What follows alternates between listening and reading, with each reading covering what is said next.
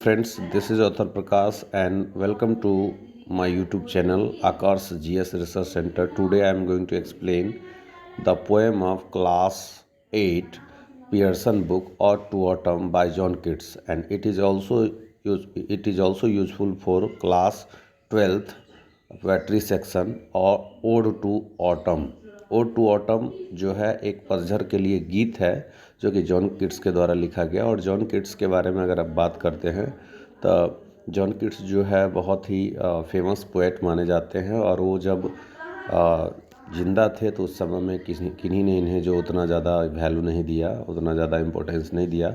जब वो मर गए तो इन्हें बहुत ज़्यादा जो है ख्याति मिला, बहुत ज़्यादा पॉपुलर हुए और वो बहुत ज़्यादा मात्र 26 वर्ष की अवस्था में इनकी मृत्यु हो जाती है ट्यूबरकुलोसिस से, है ना। ट्यूबरकुलोसिस से इनकी मृत्यु हो जाती है। और ज़्यादातर इन्होंने ओड ही लिखा है। ओड का मतलब होता है गीत होता है, लिरिक होता है। और एक प्रकार से कह सकते हैं यह जो है सॉन्ग है ना। इस पर हम चर्चा करते हैं। और इस सॉन्ग को जो है जॉन किट्स के द्वारा लिखा गया है और इसका सबसे लास्ट पोएम था जॉन किट्स का। और one of the best romantic poet माने जाते हैं। जैसे प्रेमचंद्र को जो है भारत में उनके मरने के बाद जो है ख्याति प्राप्त हुआ, वैसे ही जॉन किट्स को जो है ख्याति प्राप्त हुआ उनके मरने के बाद। क्योंकि जो है गरीबी में ही ज़िंदगी, बहुत तंगहाली में ज़िंदगी, प्रेमचंद भी भारत में जो है बहुत ज़्यादा गरीबी में जब जीवन व्यतीत किए, जैसे कि जॉन किट्स जो है गरीबी में ही जीवन व्यतीत किए। मरने के बाद बहुत सारे लोगों को ख्याति मिलती है और कुछ लोगों को ज़िंदगी में ही जो पॉपुलैरिटी मिल जाती है। पोएम स्टार्ट करते हैं। सीजन ऑफ मिस्ट एंड मेलो फ्रूटफुलनेस। यह जो सीज़न है, यह जो ऑटम सीज़न के बारे में है। हम सभी जानते हैं कि ज़्यादातर पोएट जो है लिखते हैं वो स्प्रिंग सीज़न के बारे में लिखते हैं, लेकिन यह जो पोएट है जॉन किट्स, जो रोमांटिक पोएट है, जो नेचर के ब्यूटी को एक्सप्लेन कर रहे हैं। नेचर का ब्यूटी को बोले तो ऑटम सीज़न के बारे में इन्होंने बताया। ज़्यादातर पोएट जो है वो किस वेदर के बारे में, स्प्रिंग वेदर के बारे में, उसके ब्यूटीफुल थिंग को जो है एक्सप्रेस करते हैं। सीजन ऑफ मिस्ट एंड मेलो फ्रूटफुलनेस। मिस्ट का मतलब होता है कोहरे और सीजन का मतलब यहाँ ऑटम। ऑटम सीजन जो होता है कोहरे का सीजन होता है।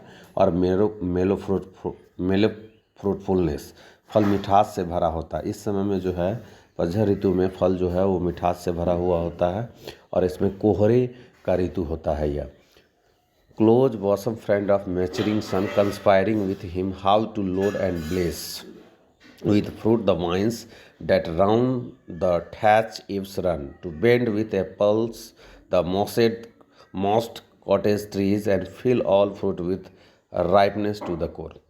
माय डियर फ्रेंड्स, यहाँ बॉसम फ्रेंड का मतलब होता है जिगरी दोस्त। बॉसम फ्रेंड का क्या मतलब होता है? जिगरी दोस्त, फास्ट फ्रेंड या चम भी कह सकते हैं या पाल भी कह सकते हैं। क्लोज फ्रेंड को हम यहाँ पर बॉसम फ्रेंड कहते हैं। तो यहाँ पर यह कहा जा रहा है कवि के द्वारा, स्पीकर यह कहते हैं कि जो परिपक्व सूर्य है वह जो है, परिपक्व सूर्य जो है वो ऑटम का जिगरी दोस्त है और वो जो है साजिश कर रहा है कैसे इन जो है इन पेड़ों को, इन लताओं को, इन पेड़ों को, इन बेलों को जो है फल से भर दिया जाए, जो कि जो लटके हुए चारों ओर जो है ओरियानी पर चारों ओर जो है वो लटके हुए हैं। जैसा कि देख सकते हैं, हिंदी अनुवाद देख सकते हैं। कोहरे का मौसम है और फल मिठास से भरा होता है। यह मौसम जो होता है फल और मिठास से भरा हुआ होता है। कोहरे का मौसम है। परिपक्व सूर्य जो है वो जिगरी दोस्त है किसका? परिपक्व सूर्य जो है वो जिगरी दोस्त है किसका? ऑटम सीजन का है। उसके साथ योजना बनाता है, षड्यंत्र करता है, साजिश करता है कि कैसे मिठास भरा जाए और आशीर्वाद दिया जाए इन फलों को। लताओं को फल से लाद के जो छप्पर के चारों ओर फैली होती है, लताएं जो छप्पर की चारों ओर फैली रहती है, उसको कैसे जो है फलों से लाद दिया जाए और कैसे सेब के पेड़ को सेब से झुका दिया जाए। यहाँ पर with the apples the mossed cottage, to bend with apples the mossed cottage tree. यहाँ का मतलब है सेबों के पेड़ को कैसे सेब से झुका दिया जाए। And fill all fruits with ripeness to the core, और सभी फलों को भीतर तक भर कर पका दिया जाए। सभी फलों को कैसे जो है, मतलब मैं कह सकता हूँ कि पोएट जो है कितना सुंदर स्टेंजा से इस पोएम की शुरुआत उन्होंने किया है और कितना ज़्यादा प्रशंसा कर रहे हैं ऑटम सीजन का। ज़्यादातर पोएट जो है प्रकृति की चर्चा करते हैं, नेचर को ही एक्सप्लेन करते हैं, नेचर की सुंदरता का वर्णन करते हैं, डिस्क्रिप्शंस करते हैं ज़्यादातर जो है पोएट। और ज़्यादातर पोएट जो है स्प्रिंग सीजन की सुंदरता की बात करते हैं, लेकिन जो है ऑटम सीजन के बारे में जो है जॉन कीट्स ने इसकी सुंदरता का वर्णन किया है इस पोएम के माध्यम से। और इस पोएम में वो बताते हैं कि यह मौसम जो है कोहरे का मौसम है, मिठास से भरा हुआ होता है ये मौसम, और सूर्य जो है इसका जिगरी दोस्त है। सूर्य जो परिपक्व सूर्य जो है जिगरी दोस्त है ऑटम सीजन का। और उसके साथ ये जो है साजिश करता है कि कैसे जो है इसमें मिठास भर दिया जाए, कैसे इसमें आशीर्वाद भर दिया जाए, कैसे इसके लताओं को जो है फलों से लाद दिया जाए जो कि छप्पर के चारों ओर फैली होती है। सेब के पेड़ को सेब से झुका दिया जाए और सभी फलों के भीतर तक जो है क्या भर दिया जाए, पका दिया जाए। To swell the gourd and plump the hazel shells with the sweet kernel to set budding more. यहाँ स्वेल का मतलब होता है फुलाना, to make fat, and plump का मतलब भी होता है यहाँ पर टू मेक फैट।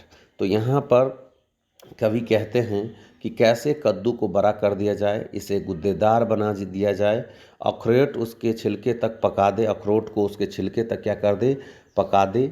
ये योजना बनाते हैं सूरज के साथ जो है ऑटम।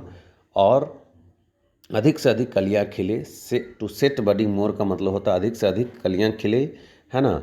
और and still more later flowers for the bees until they think warm days will never cease. अधिक से अधिक कलियाँ खिले, अधिक से अधिक कलियाँ खिले, टू सेट बडिंग मोर, और बाद में फूलों को मधुमक्खी को दे दे बाद में। And still more later flowers for the bees, और बाद में जो है फूलों को किसे दे दे, मधुमक्खियाँ को दे दे, है ना। Until they think warm days will never see, जब तक मधुमक्खियाँ ये कभी नहीं सोचते हैं कि गर्मी खत्म होगा, जब तक मधुमक्खियाँ ये कभी नहीं सोचते कि गर्मी खत्म होगा। For summer has over brimmed their clammy cells. इन गर्मियों में मधुमक्खियों का छाता लबालब शहद से भर जाता है। इन गर्मियों में जो है मधुमक्खियों का जो छाता होता है वो लबालब शहद से भर जाता है। Who hath not seen the of oft amid thy store. Sometimes whoever seeks abroad may find thee sitting careless on a granary floor, thy hair soft lifted by the winnowing wind, or on a half-ripped furrow sound asleep, drowsed with the fume of poppies, while thy hook aspire the next sweat and all its twin flowers, and sometimes like a gleaner thou dost keep steady thy laden head across a brook, or by a cider press with patience look, thou watchest the last oozings hours by hours। किसने तुम्हें अनाजों के store के पास नहीं देखा, अनाजों के store के पास किसने तुम्हें नहीं देखा। कभी कभी जो कोई बाहर खोजता है तुम्हें पा सकता है। तुम अनाजों वाले फर्श पर बेपरवाह बैठे रहते हो, जोर से बहती हुई हवाओं में तुम्हारे बाल थोड़ा उठ जाते हैं, या आधे कटे हुए सोए फसल पर पॉपीज़ के मधुर सुगंध पर जब तुम्हारी हंसिया फूलों की अगली कतार छोड़कर चलती है। और कभी कभी इकट्ठा करने वाले जैसे रूप में देखा जा सकता है, अपने सिर पर रखकर छोटे छोटे नाले को पार करता है, और साइडर प्रेस जूस निकालने वाला मशीन के साथ धैर्यपूर्वक देखती हो।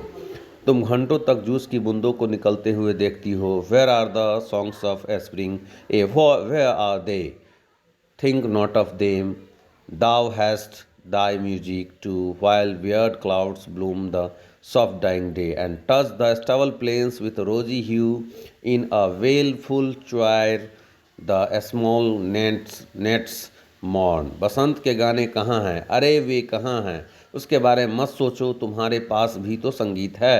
कवि कहते हैं कि उसके बारे में मत सोचो, बसंत के गाने कहाँ हैं, अरे वे कहाँ हैं, क्योंकि उसके बारे में मत सोचो, क्योंकि तुम्हारा अपना गीत है, तुम्हारा अपना संगीत है। ऑटम को कहता है कभी। जब बादल के छोटे छोटे टुकड़े संध्या के समय चमक उठते हैं, जब खूंटी मैदानों को स्पर्श करता है तो गुलाबी रंग में चमकने लगता है, जब छोटे छोटे तितलियाँ एक साथ मिलकर शोक गीत गाती है। Among the river sallows borne aloft sinking as the light wind lives or dies, and full ground lambs loud beat from hilly bone. His cricket sing, and now with travels of the red breast whistles from a garden croft, and gathering shallows twitter in the sky. नदियों के बीचों बीच ऊपर उठता हुआ डूबता हुआ हल्की हवाएं चलती है या रुक जाती है, और बड़े बड़े बच्चे मेमने के बच्चे पहाड़ की वादियों से चिल्लाते हैं, मिमियाते हैं, झिंगुर गाते हैं, और मधुर आवाज़ के साथ रोबिन पक्षी बगीचे की ओर से सीटी बजाता है, और अबाबिल पक्षी आकाश में एकजुट होकर उड़ जाते हैं। तो यह जो है कविता का एक्सप्लानेशंस था, हिंदी एक्सप्लानेशंस था। ये वीडियो कैसा लगा? और टू ऑटम जो कि जॉन किट्स के द्वारा लिखा गया है, लगभग 6 ओड लिखे हैं, 6 ओड जो है लिखा गया और टू ये जॉन किट्स के द्वारा, जिसमें से सबसे बेस्ट जो है और टू ए नाइटिंगेल लिखा गया है जॉन किट्स के द्वारा। और ये भी पोएम जो है बहुत ही शानदार पोएम है, और यह एक गीत है ना दोस्तों। ये वीडियो कैसा लगा ज़रूर कमेंट करें, लाइक करें, शेयर करें। धन्यवाद दोस्तों, फिर मिलते हैं अगले एपिसोड में।